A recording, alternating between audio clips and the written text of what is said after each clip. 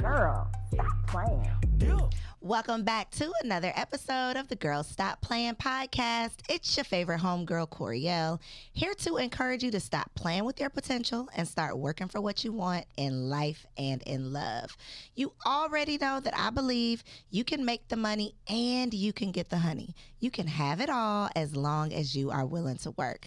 And when I tell y'all that you are in for a treat on this week's show, this conversation is going to get juicy. It might be one of the juiciest conversations that we have had on Girl Stop Playin. So secure those wigs, ladies, because we're going to be snatching some edges on this show. This week's episode is brought to you by my media mentorship program, Positioned and Paid.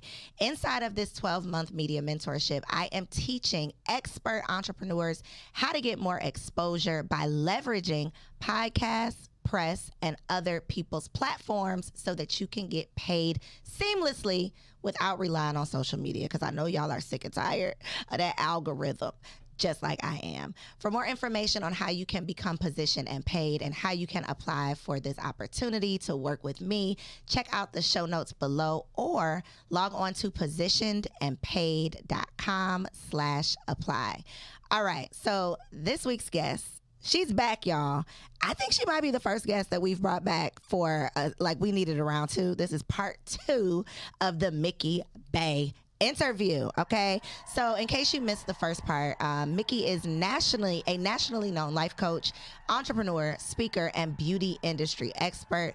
She's been in the beauty industry for over a decade. She's been seen on Vogue, Essence, CNBC. She's a Shark Tank alum, but we ain't talking about business this week, y'all. We getting all up in her personal business. Welcome to the studio. Welcome back to the studio, Mikkey. Thank you. Thank you for having me.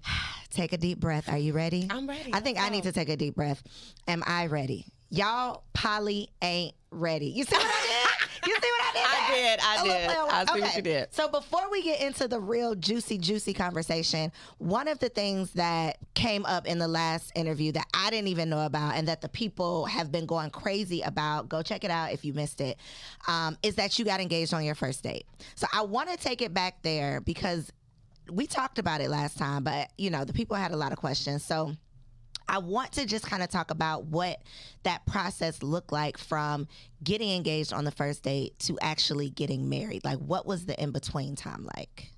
Oh, such a good question. So for those of you guys who don't know this story, I got engaged on my first date and married 90 days later. So the process between the engagement and getting married was really...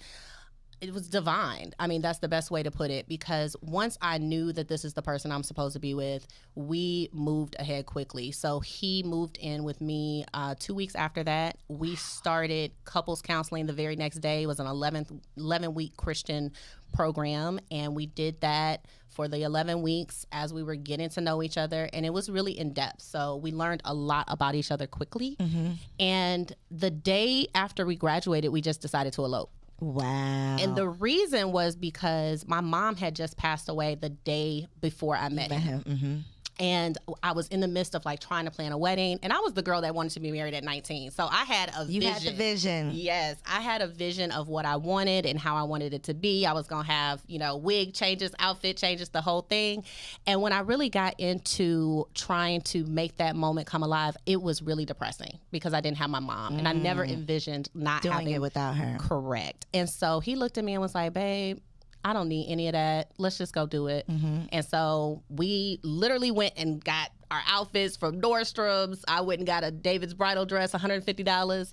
Called my florist. She put together a bouquet, and we went and got married the next day and went on our honeymoon. And 6.5 years later, we're here. So 90 Day Fiance ain't got nothing on you. Nothing. This is the real 90 Day Fiance right here, okay? Yes, it is. I love that, though, because I feel like people who, first of all, it's been less than a year. I'm coming up on a year, depending on when y'all see this episode. I'm coming up on a year of my wedding date. It'll be 2 years from when I got married, because we got married 1/1/21, and then we had a wedding 1/1/22. But when I tell you, and my husband, he was telling me, this wedding, I'm telling you, it ain't gonna be what you think it's gonna be. And I did not want to hear that, because I was the little girl who had the dreams and the vision and all of the things. And now, I don't want to say I have a skewed perspective. I think it's an honest perspective of the fact that these weddings be a waste of money. And weddings and funerals bring the worst out of people. You know, it's such a high stress situation that should not be, you know, this is not a time that you should be so stressed. You should be surrounded by love, and you should be, you know, looking forward to so many things. And so I am all for people who say, you know what's really important is our union. What's really important is our relationship. And I'm going to invest more in our relationship than I do in this one day that really turns out being for other people. Them $100 plates really turns out being for other people. So anytime somebody tells me that they just eloped, I feel like that's like a testament of your true, like the true spirit behind the relationship, because it's not just for looks. It's not just so you can have, you know, this one day, but you were really planning for a lifetime together. So I love that. You mentioned that you did Christian marriage counseling. Are both of you Christian? Like, do you still identify as Christian? I do still identify as Christian. However, I'm much more spiritual versus aligning with any denomination. Okay. Because same for my husband. On our last conversation, we talked a lot about manifestation. I think we talked about the fact that I did a podcast interview, and a big part of the conversation was me manifesting the first fool I got engaged to. And the Christian ladies in those comments, and then me talking about how I manifested my husband. The Christian women were going in on me with the whole, you know, manifestation is not of God, it's not in the Bible, yada, yada, yada. But I know as part of your life coaching, you focus heavily on manifestation. So I always like to kind of get other people's opinion on how Christianity aligns or misaligns with manifestation. So what's your take on that? Excellent question. And I love this question so much because it's going to lead into what we'll talk about later, which is really programming, right? So a lot of times people say things like that on autopilot. They don't really know why they're saying it. They're saying it because they've grown heard up it before. Yep, they've heard it in some type of faith-based setting, and they are just regurgitating what someone else has said to them. In my opinion, however you get to your desire, it is fine. If you want to call it manifestation, if you want to call it faith, if you want to call it religion, whatever you want to call it is fine. It's the same steps regardless of what you want to call it. And I think it's really important, especially as Black women, that we get out of our own way. Because a lot of times you are so busy worried about what someone else is doing and how they're doing it. Worry about yourself. That ministry is important, right? If you are really in touch with who you are and you're grounded with who you are with your faith base or your God center, you don't have time to be worried about how somebody else is living. Facts. Right? So I think that a lot of times when people have such strong convictions, it's because something inside of them is making them question themselves in some way anyway, right? And so you're looking for a way to invalidate someone else's journey. And it's not about that. I mean, it can all exist. However you get to your desires, fine. If you want to call it manifestation, fine. If you don't, that's okay too. Yeah. I don't know why y'all Christians be so judgy. We don't have another show about that, but y'all got to stop being so judgy, because I think that just that spirit and putting that energy out there, it's like you said, you could put that energy into the ministry of myself versus me putting that energy into telling you what you should be doing based on what I've been told you should be doing. But again, another conversation for another day. Yes. So how soon did you tell people that you were getting married? So my immediate family knew, my immediate friend circle knew immediately, literally when I came home. From the breakfast? Yes. I told my immediate friends and family that I was engaged. And of course I got all the questions like, how did this happen? And, you know, as I mentioned on the last podcast, I lost several friends as a result. And as far as getting married, we did not tell anyone. The day, there was actually 2 people who knew that we were going to elope that day. And that was my hairstylist and actually 3 people: my hairstylist, my makeup artist, and the florist. The people who needed to be the involved. People who needed to know. We had one person who was there, who was one of my best friends, still one of my best friends to this day, and that's it. I love it. Were people mad at you? Absolutely. Yes. Did they get over it? Some did. I feel like you've been married, how many years? 7 Almost years 7. Now? Have they not come back around and been like, well, maybe I was wrong? No. Okay, they're just going to eat that. Okay. Yep. But you know what? I am so happy in my own life. I don't have any time to think about who is not happy for me finding love and me finding support. And I am I wish the best for them. So there's nothing in me that is hurt about that. I recognize that, you know, everybody ain't gonna make this journey, you know, right? And so that's okay. For the time they were in my life, it was beautiful, and I'm able to move forward and bless them. And I think that is truly the difference between people who are truly happy is they want other people to be happy. Exactly. You know, if you have a problem with what I deem as happiness, that says more about you than it does about what you think that I have going on. Because the people, I always say this, like the people who are winning, they want you to win too. They want to help you win. I don't know anybody who's truly happy, who's truly successful, who truly feels like they're winning in life that's like sour and bitter and looking down on other people. Like those, they don't go together. You don't have time. It's not in alignment. Yeah, you don't have time. Okay. Dun, dun, dun. Let's get into it. So, guys, after not last week's episode, but after our last episode together, after part 1 that I'm going to link at the end of this video in case you haven't seen it, but after part 1, off the record, the microphones were off, the cameras were shut down, and Mickey says, girl, you know I'm poly, right? I don't know if you say, you know, I'm poly, right? Because how would I know that? But she mentioned it, and I screamed out loud and was shocked, and here we are. She had to come back because I didn't just want to find out. Y'all know we homegirls here.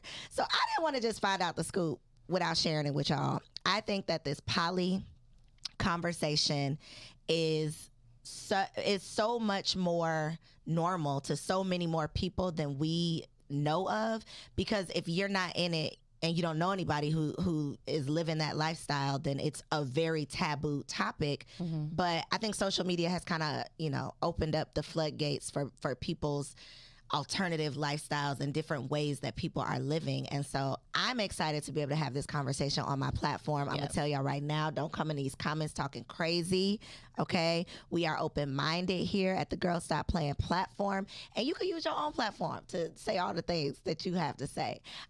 So I just want to put that out there.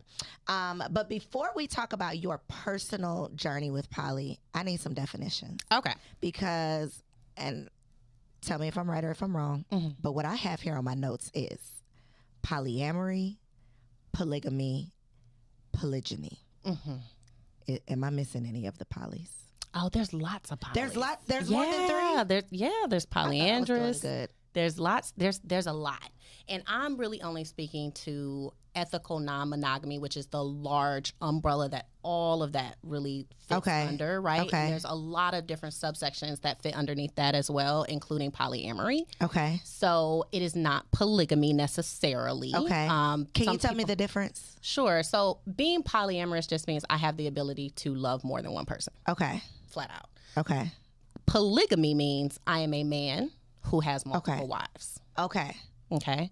Polyandry is I am a woman who has multiple husbands. Brother husbands. Is that a thing? Is that a thing? It's a thing. Okay. It's a thing. I thought I was telling a joke. And by the way, I would love, to have brother husbands. Okay, let me add that to my question so we can get back to that. Yes. Okay. So there's lots of different subsections in ethical non-monogamy. Okay. When you say ethical non-monogamy, are you insinuating that non-ethical non-monogamy is like me out here cheating and my husband don't know about it? I'm not insinuating. That is what it is. That is what it is. That is what it is. So ethical non-monogamy means everyone is a consenting participant. Gotcha. That I know what my husband is doing and he knows what I am doing. Okay. So there is no cheating. Gotcha. Now, that does not mean that cheating cannot occur in polyamory. It can. How does that work? Because there are relationship agreements, just like any relationship. So it depends on what relationship agreements you have, and those relationship agreements can still be broken. And if you operate outside of that, then that would make it on the non-ethical side. Correct. So much to unpack. Yes. So how does the term open relationship fall into any of this? It's under the umbrella. So for instance, there are people who have like a hall pass, right? You've heard of that? Yep. Okay. That's it's open like one time a year, you got a pass to go out and enjoy your night. That's under the ethical non-monogamy umbrella. Okay. Right? Because I know that my partner once a year has this ability. We've agreed on this thing. It might still be a don't ask, don't tell. Like you can go and do you as long as you don't tell me you doing you. I'm fine with it. And lots of generations of women have accepted that, right? Where I don't ask my husband where he is or what he's doing. Long as he come home, pay these bills, I'm cool. Good. That's where that kind of comes from. But if you have an open relationship, you may or may not be polyamorous. For instance, I have a friend who has a open relationship with his wife. He can date, she cannot. That's not their agreement that they've come That's to. their agreement. They would be more so open than poly. And he is also not looking to have emotional relationships. He's looking to have sexual relationships. Sleeping with other people. Correct. Got So you. as a polyamorous person, my relationships may or may not include sex, and always, for me, include emotion. Got you. Okay. So one of the, I was a part of a conversation, around this topic earlier this year, and one of the, I guess, one of the things that was mentioned was the fact that men are cheating on their wives and in relationships every day of the week. So poly is just us. You're consenting. You know what's going on. Do you feel the same way? Like, well, y'all been getting cheated on, so this is the way that it's not cheating because everybody is aware we're all on the same page. I don't believe that. You don't agree with that? No. Okay. I can understand why people would say that. 60% of relationships are non-monogamous, meaning you're in a monogamous relationship, but someone is stepping out of the relationship. Mm-hmm. And so from that just statistic alone, we know that people are not truly being as monogamous as they'd like to say that they are. But I come from an abundance mindset in everything. So I'm not polyamorous because I was expecting someone to cheat on me. We were married for 4 years before we... Go on and answer these questions because we definitely wanted to know at what point in the 7 years did y'all make this decision? So we were married for 4 years monogamously. Neither one of us had stepped outside of the relationship. I brought it up to him. What were you thinking to yourself first before you had the conversation with him? So I researched it for a full year before I brought it up to him because I needed to educate myself as to what I was going to be saying to him. And really this whole process of becoming polyamorous happened because I became a mother. Okay. And after I had my son, I really started to evaluate for myself what my belief system was because I wanted to make sure that whatever I tell him is what I truly believe and not just programming, not what just you've been something taught. Exactly something I've been taught or something societally that I just accepted. And the first thing I started evaluating was religion because when I got married, I was very religious. Even though we got into a non-traditional relationship from the jump, I still wanted to go to Christian counseling. I still wanted to do things the right way, if you will, right? And so when I went down the rabbit hole of understanding what I felt like from a religious perspective, that actually led me to asking myself if I even believed in monogamy. And once I settled on, I don't think monogamy is necessary for commitment, then the floodgates kind of opened. And I wanted to make sure that whatever I was going to tell my son about how his father and I live was truly how I was living. My whole goal for my son is that he is a free thinker. And that means whether he thinks I agree with it, his dad agrees with it, I want him to know from the inside of his body that the decisions he's making are for him. And I was not living like that. And so that's how I got to polyamory. Okay, so year 3, you start questioning things, doing your research. Year 4, you say, baby, I want to, Yes. please take me to that moment. So we were laying in bed. It was like 1 o'clock in the morning. And I think I just kind of blurted it out. I was just like, I think I want to try being in an open marriage. And he was like, what? Now, mind you, I was very traditional. So this was blowing his hair back and he's bald, so that tells you a lot, right? He was like, what? Like, what is going on? And I said, well, you know what? I just feel like I want the opportunity to explore. And I didn't know what that really meant at that moment. And polyamory in general, like my being polyamorous has opened me up to more of myself. And I have learned so much about myself through this journey of polyamory, that I feel like I could not have learned any other way.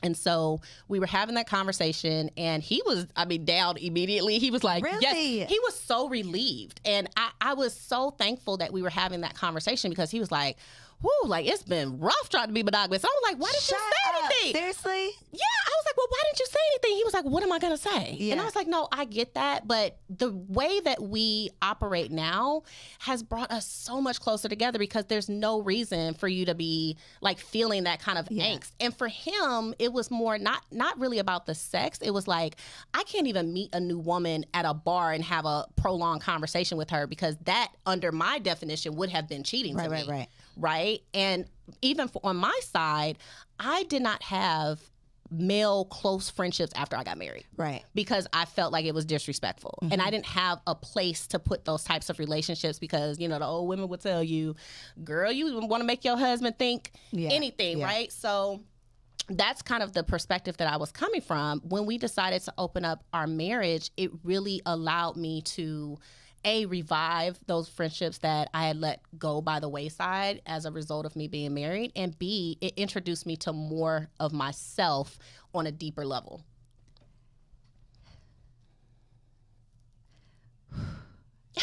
So much. So I have like my head is spinning right now. Okay. So you come to your husband, you say, I think I want to have an open relationship. He does not flip the bed over. He says, wow, thank you for bringing this to me. From there, I'm assuming there was a conversation about the parameters of what this would look like. So whatever y'all came up with then, has it changed over the years? Like as you started to explore, have your agreements started to change, or are y'all still sticking with whatever the agreement was that y'all came up with? Well, I think the important thing is to always communicate. And so you can have some agreements that are between you and then it doesn't work and you find out. You think this is what it's going to be and then. Exactly. So I was the first one to start dating. I was the first one to fall in love with someone else. Shut up! I was the first one. Kym, take the camera off of me. I can't deal. What? Yeah. Yeah. So we navigated a lot as a result of what I was experiencing and what I was kind of bringing home to process with him. And he nursed me through a breakup. I mean, I had what the hell? I have so many questions. Oh my God, this episode is not gonna be long enough. But think about it this way, and I can sum up our polyamorous experience really simply. I am committed to his happiness, whether it involves me or not. Girl, that is big. He is committed to my happiness, whether it involves him or not. But you two are still legally married. Not only are we legally married, we married. Yes. You're 100% still committed to each other. 100%. How does, and again, I know you're not offended by any of my questions. No, go right ahead. I ahead. just want to say I'm not trying to be offensive in any of my questions because, again, coming from my programming of traditional marriage, I guess that's leading to my confusion about how you can be 100% committed to someone and then also be in love with someone else. Like how are you like categorizing this in your head and your head is not spinning? Okay. So you have two parents? I do. You love both your parents? Okay, yes, I do. You have siblings? Yes. How many do I siblings? love them? It's questionable. Okay, well, you can love more than one person in every other category in your life. Why not romantically? You loving your mom doesn't take away love you have for your dad, right? Yes. You having a best friend doesn't mean you don't love the rest of your friends. Facts. I love my husband. He is not in competition with my love for anyone. I have a son. I love my son. Do I love my husband less because I now have a son? No. So why do we have this limiting view of love when it comes to romantic relationships versus any other place in our life? And we accept that. It's a scarcity mindset that if I'm giving someone else love, attention, sex, then it's taken away it's taken away from me. And the whole premise of polyamory is that it's addition, not subtraction. So actually, when I fell in love with someone else, it made me a better wife. It made me... How? Because there are certain aspects of me in my marriage that I'm a certain person with my husband. And that is the way our life works. And there's another part of me that is just as authentic that gets to be that person with this partner. Right? That part of my personality. And so then you can bring that back to your husband. Is that what you mean? Not even that I can bring it back to my husband. It's not for him. It's for me. Okay. And so because I am fulfilled, because I am having the experiences that I want to have, having the sex I want to have, having travel experiences or whatever the case may be, I'm just a happier person. So you're showing up different in your marriage because of what you're able to experience. I'm showing up differently, and I'm also really cognizant of his feelings. And so there's a thing called before and after care. So before I go and see another partner, I'm going to make sure that I do the things that help him to feel loved. And when I come back, I'm going to do the things that help him feel loved.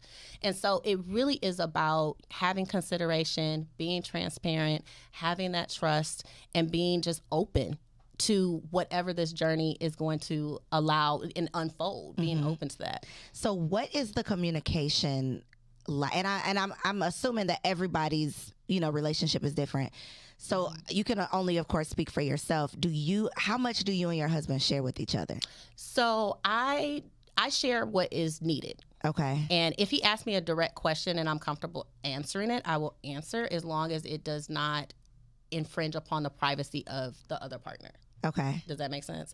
So if he were to ask me, like for instance, we share locations. He knows where I'm at anytime, right? He also, my main partner, has that person's email, address, whatever. Before, when I was dating long distance and I was going to see my partner, he had a conversation with him, was like, hey, my wife is coming to visit you and she better feel safe and she better come back and have a good time. And that's really my rule. It's like, if I'm going to take time away from my house, I want this to be enjoyable. And if he's going to be away from his primary nesting partner, which is me, and his son, then I hope he is enjoying his time while he's outside of this house. Don't leave here to be stressed. Yes. Like, get out of here and have some fun and live your life. And I think that fundamentally for me as a Black woman, I think it is so powerful to be able to say, I'm a married woman, but I am an adult person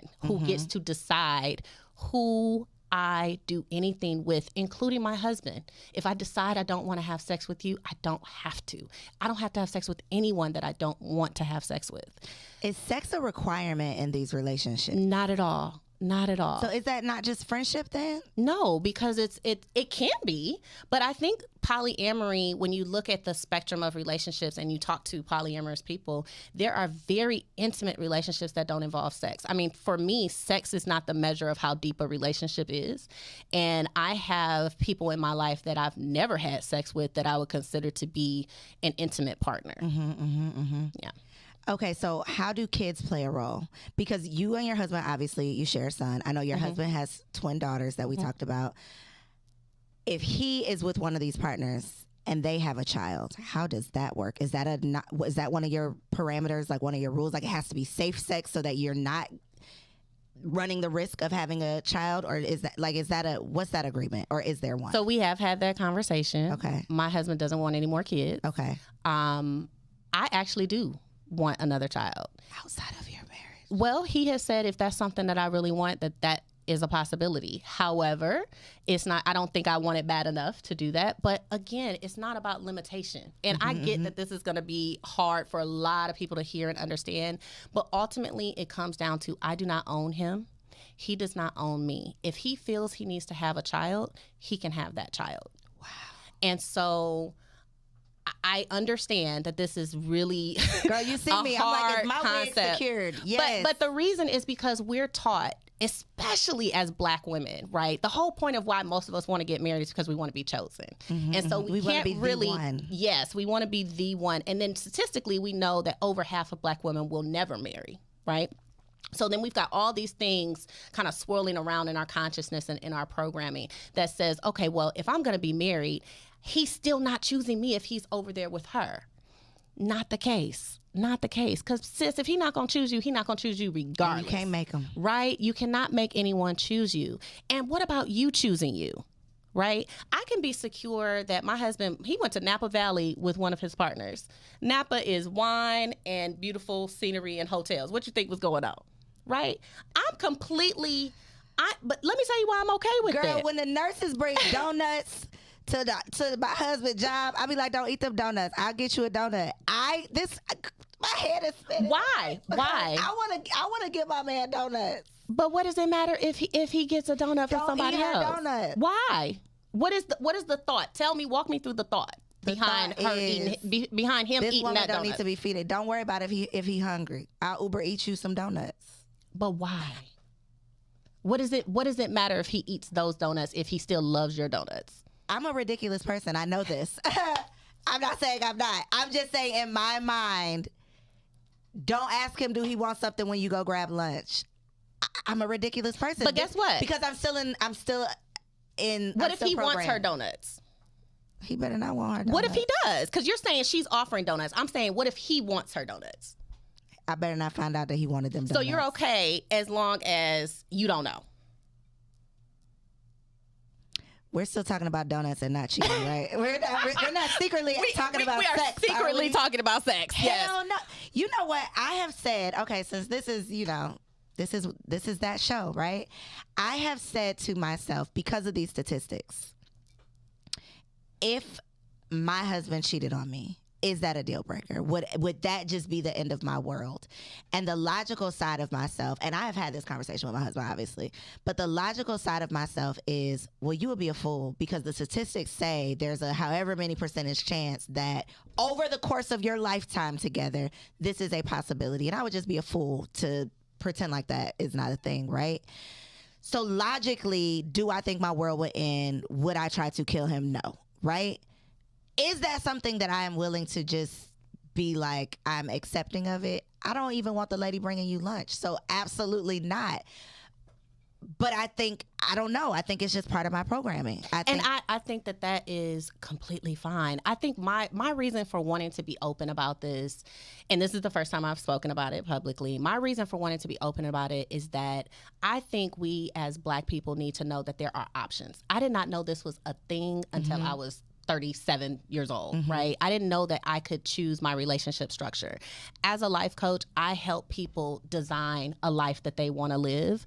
And that includes personal freedom on whatever level, right? So I don't feel that I can be a totally free person if I am not able to express who I truly am. I also feel that polyamory for me is an identity, right? Okay. So I can think back when I was in kindergarten and having 2 boyfriends.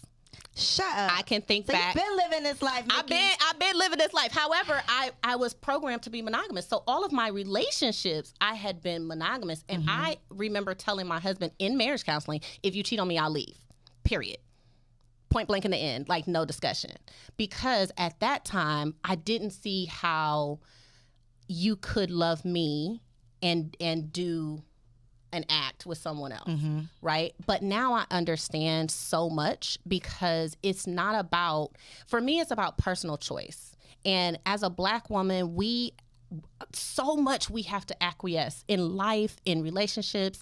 And it just is such a personal freedom for me to be able to say, as a woman and as a Black woman, I still get to decide the relationships that I have, the types of relationships, whether they're physical or not, because I am an adult. That's what adults can do.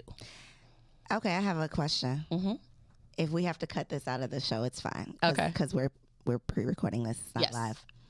If your husband wanted to have a same-sex relationship, is that outside of your bounds? No. Wow.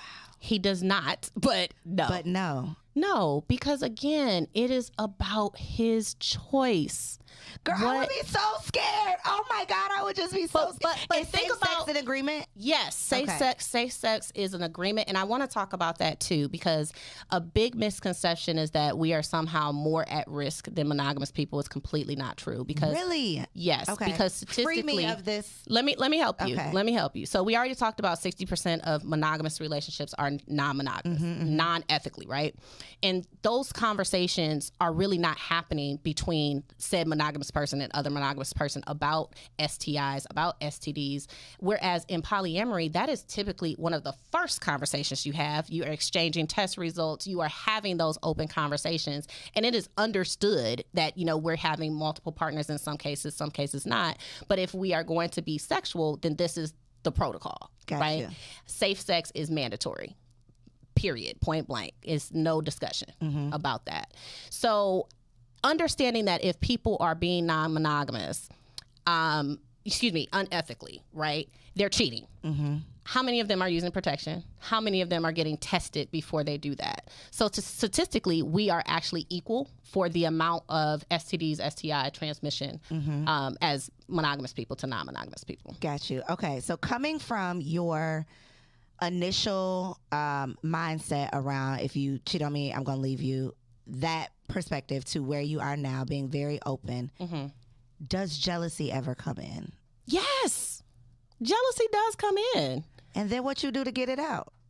Well, I think first of all, in order to successfully live this way, you have to take personal responsibility of your emotions anyway, right? So I can witness the fact that I feel jealousy, but that's my issue.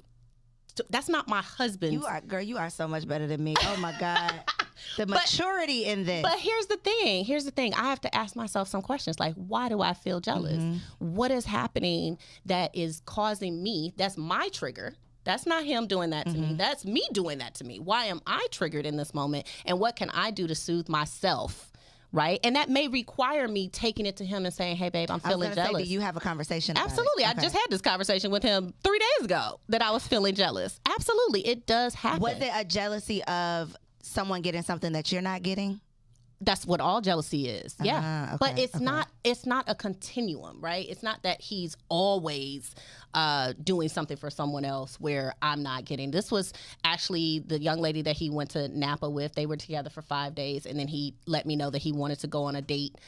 This is like 2 weeks later, and I was like, but wouldn't you just go on for like 5 days? Like, and I expressed with the same person or with the somebody same else? person, with the same person, and I expressed in the moment like, hey babe, I'm feeling jealous, and we talked about it. We talked through it. He allowed me to get that feeling out, and then he asked me, how can I soothe you? What can I do to help you feel better about this?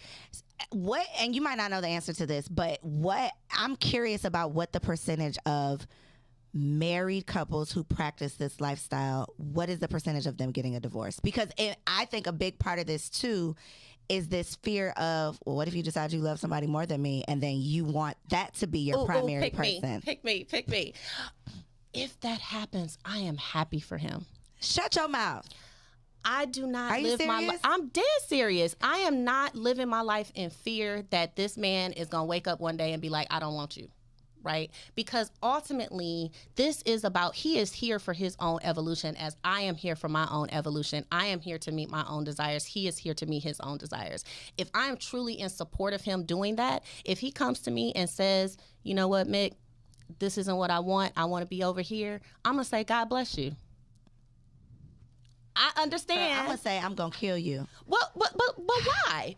I'm a crazy person. I am a crazy person, clearly. And listen, I would have been listening to this 6.5 years ago and been like, that chick all the way crazy, right? But I think there has been a lot of evolution on my behalf, and a person has to take their own responsibility, like your personal responsibility, right? Like, it is my responsibility to heal my traumas, to heal my triggers, right? I'm doing that work each and every day. The conflict that exists in marriages is really for your evolution. So that's how I look at it. If we have an argument, I'm like, what is my soul trying to get out of this? This is not about the issue. This is about my evolution and my growth. So I think the root of that question or where it came from, I was literally watching Sister Wives, which for a lot of us, that was the first time we've ever been exposed to really seeing these relationships in action. And that would be polygamy. Correct. Right? And one of the wives is divorcing the husband because she feels like she's not treated like the other wives. So in my mind, I'm like, obviously there is still some jealousy in that. And I think a lot of people from the outside looking in think that the wives are being kind of manipulated into, they didn't really want to be a part of this. They didn't really, they're not really getting out of it what the husband is getting out of it. Is that why that's not what you practice? Because no. It's one-sided? Do you think that it's one-sided or no? I think people have choice. And I think that those women have made a choice that works for them and their family unit. And I think we get into a really sticky predicament when we try to judge from the outside, because even traditional marriages, you can hypothesize what's going on. You don't know what's going on behind closed doors, right? No, I don't live a polygamous lifestyle. I live a polyamorous lifestyle, and that means I have the choice and he has the choice. We are consenting adults, and that's how we roll. Do you introduce your partners to your child? We have. Some partners have met my son. Now he's 3, so he doesn't have an awareness that this is mommy's partner or daddy's partner. But yes, that has happened. Wow. It's about community, and that's one of the pillars in our marriage is that we are about creating community. So we're what's called kitchen table polyamory, and that means... Oh, girl, give us some new terms. Okay.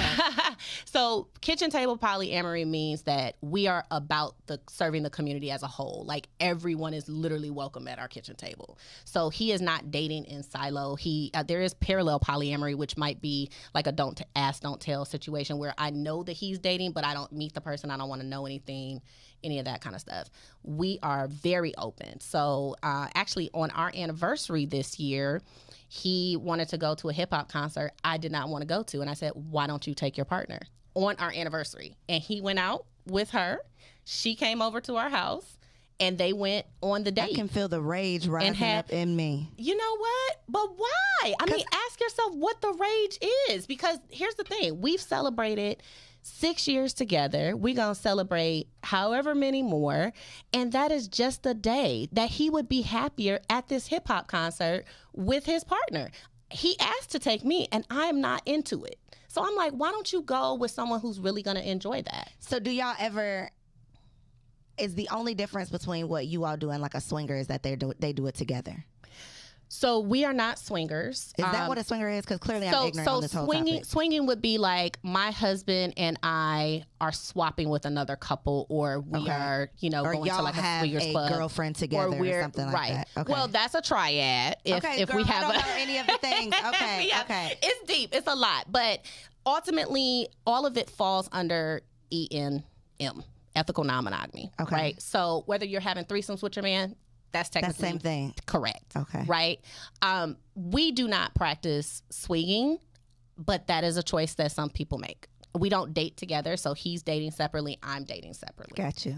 What the hell is Nick Cannon doing? What is that title? So I wish. So he really is closer to just open relationships, because to my knowledge, the women are not dating.